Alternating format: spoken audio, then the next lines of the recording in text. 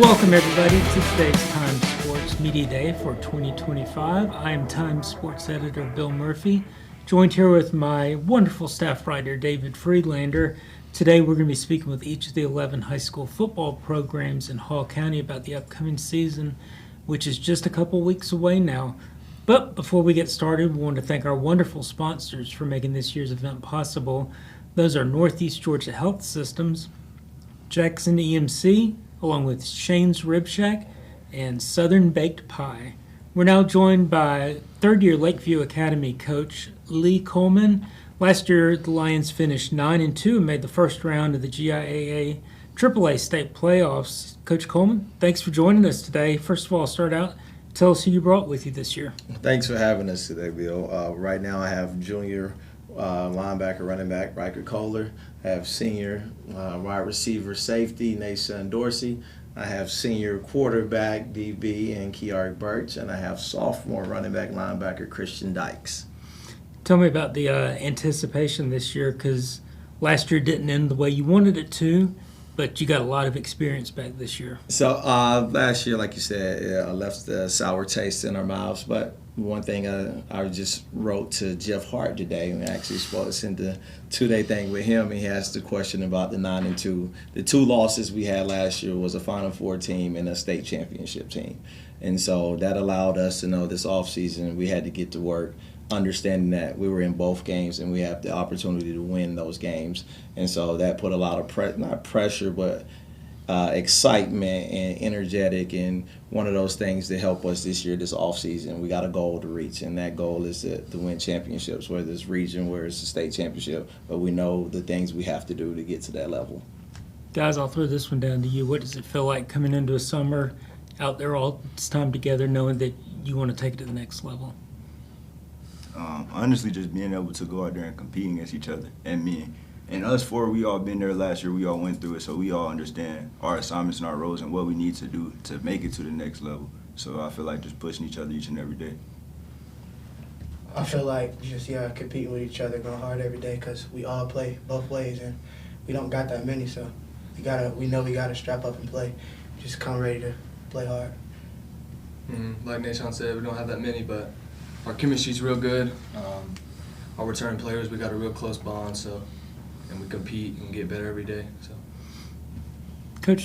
coaching at a private school, it's got to make you feel good knowing that you have that cohesiveness coming back, because your player personnel can change from year to year, but you got a lot of experience sitting here at this table. Correct. These guys are returning starters. I have one guy, two actually going in 3 years, because Riker ended up coming in my first year here and playing. So I got two guys that's been in the program going into their third year. The other two is going into their second year. And so that returning, obviously the retention rate in the private school, it gets hard.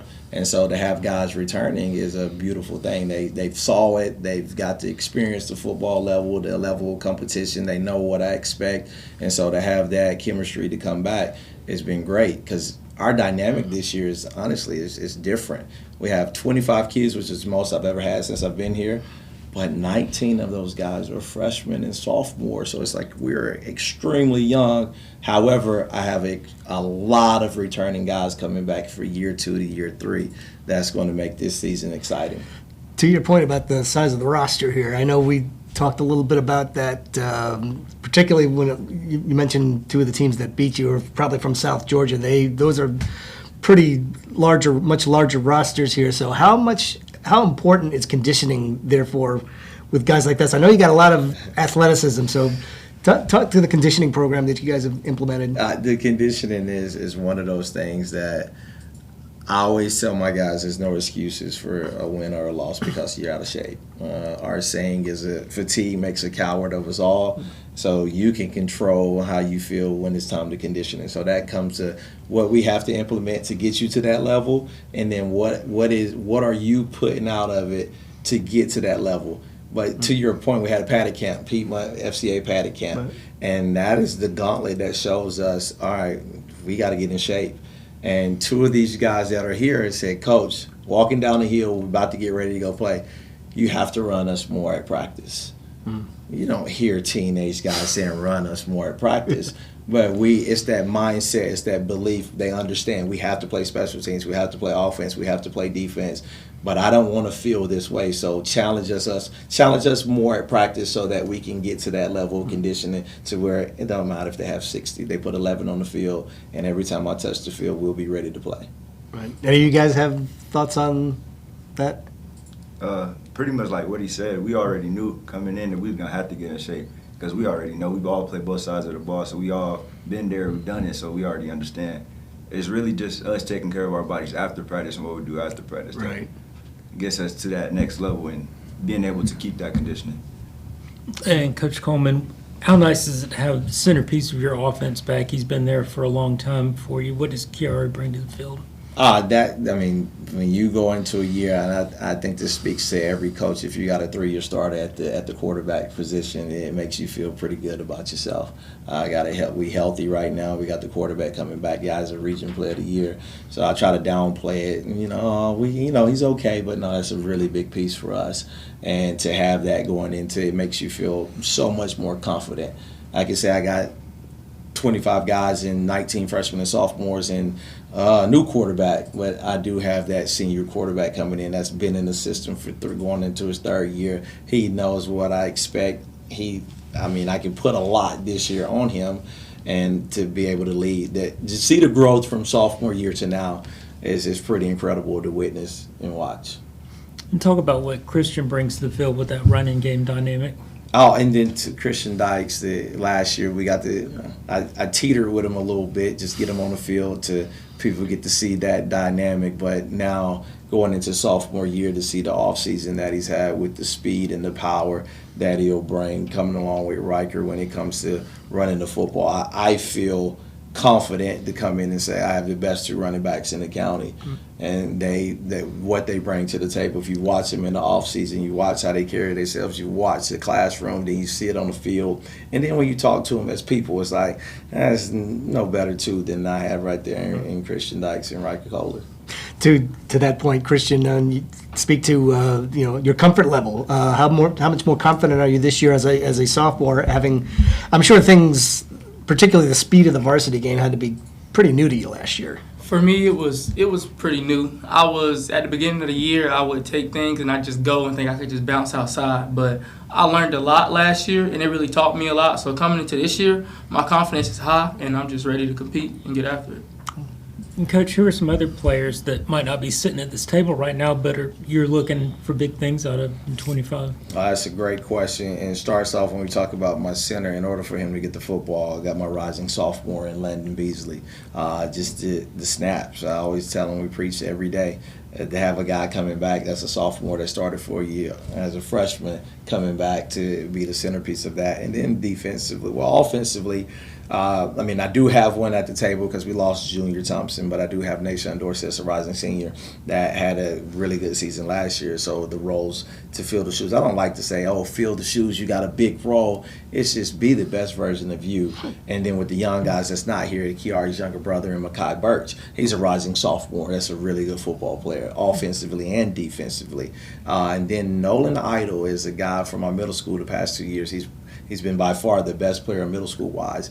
And just to watch him, it's exciting when you got older guys like this that have played and they see the freshman and say, Coach, he has a chance. And so then they bring him in. And so those guys, Brooks Former is probably one of the guys that had one of the best offseason. He missed one time probably in the offseason. You saw the size he's put on. We got to go to Patty Camp. You got to see his toughness. It's just little stuff as the season progresses. I expect those 4 guys just to come in. More guys. It's a lot. I can name a lot of them. But just to come out and really compete. But I also got Tristan Harris. He's one of the guys I didn't think we was going to retain. You talked about the retention. At the end of the year, I just didn't know if we was going to retain him. But this summer has been incredible, and I'm just like, last year we're playing Bethlehem Christian. I'm like, oh, he ain't going to make it. To this year, it's like, I'm ready. I'm ready to go compete with that rising sophomore.